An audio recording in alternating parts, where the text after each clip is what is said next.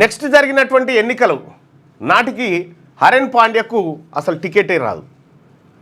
Narendra Modi super పవర్గా గుజరాత్లో ఉంటాడు భారతీయ జనతా పార్టీలో.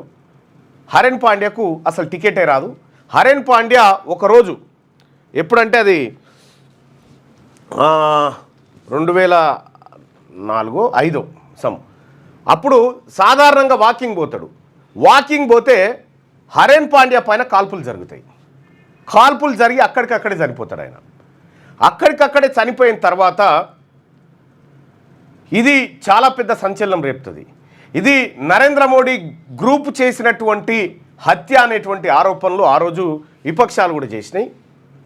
కేశుభాయ్ పటేల్ లాంటి వాళ్ళు కూడా అందరూ ఇదే అనుకున్నారు అప్పుడు. అయితే విషయం ఏంటంటే ఆ హత్య చేసినటువంటి వ్యక్తి ఎవరైతే ఉన్నారో హరెన్ పాండ్యకు సంబంధించినటువంటి వ్యక్తి, ఆ వ్యక్తి నయీంకు తెలిసినటువంటి వ్యక్తిగా చర్చ జరిగింది. హరెన్ పాండ్య హత్య కేసు విచారణలో నయీం పేరు ప్రస్తావనకు వచ్చింది. ఏది మనం అనుకుంటున్నటువంటి నయీం పేరు.